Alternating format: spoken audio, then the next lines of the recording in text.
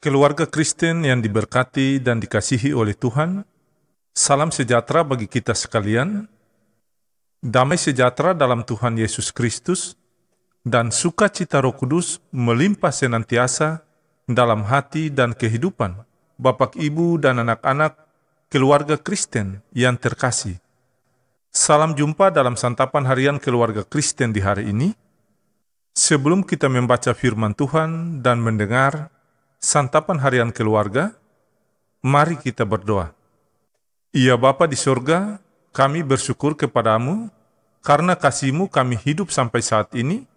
Kami mohon, ya firman yang hidup, bantulah kami untuk dapat mengerti kebenaran firman Tuhan melalui santapan harian keluarga di saat ini. Kiranya melalui firman-Mu, kami diteguhkan iman yang sejati. Amin. Keluarga Kristen yang terkasih dalam Tuhan, pembacaan firman Tuhan terambil dari Roma pasal 8 ayat 9 sampai ayat yang ke-11. Demikian bunyi sabda firman Tuhan. Tetapi kamu tidak hidup dalam daging, melainkan dalam roh, jika memang roh Allah diam di dalam kamu. Tetapi jika orang tidak memiliki roh Kristus, ia bukan milik Kristus. Tetapi jika Kristus ada di dalam kamu, maka tubuh memang mati karena dosa, tetapi roh adalah kehidupan oleh karena kebenaran. Dan jika roh Dia yang telah membangkitkan Yesus dari antara orang mati, diam di dalam kamu, maka Ia yang telah membangkitkan Kristus Yesus dari antara orang mati akan menghidupkan juga tubuhmu yang fana itu oleh roh-Nya yang diam di dalam kamu. Demikianlah sabda firman Tuhan di saat ini. Tetapi hendaklah kamu menjadi pelaku firman dan bukan hanya pendengar saja. Sebab jika tidak demikian, kamu menipu diri sendiri. Amin.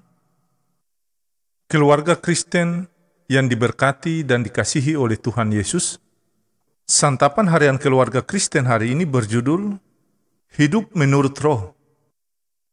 Bapak, Ibu, dan anak-anak keluarga Kristen yang diberkati, hidup menurut roh dipertentangkan Paulus dengan hidup menurut daging. Ia bermaksud menegaskan bahwa orang percaya haruslah hidup sesuai dengan kehendak Allah. Hidup sesuai kehendak Allah itulah yang dimaksudkannya dengan hidup menurut roh. Roh Allah bekerja dalam kehidupan para pengikut Yesus untuk menguatkan dan membebaskan mereka dari kuasa dosa, sehingga mampu hidup sesuai kehendak Allah.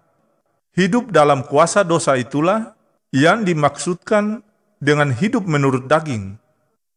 Keluarga Kristen yang terkasih, hidup menurut roh harus menjadi pilihan orang percaya, karena keinginan roh adalah hidup dan damai sejahtera.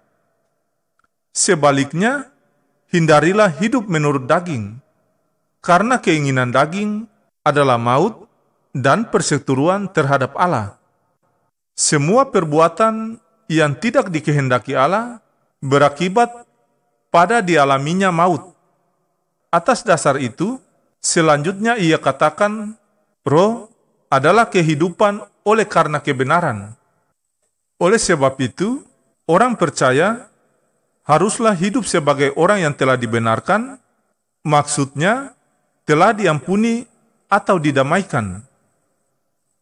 Orang yang telah diampuni tidak boleh lagi hidup menurut daging atau hidup dalam pelanggaran atau dosa.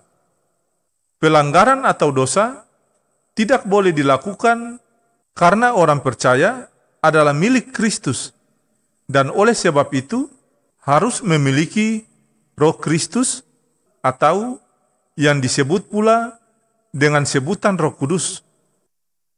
Roh Kudus adalah kuasa Allah yang dengannya dinyatakan rencana-rencana Allah di dunia.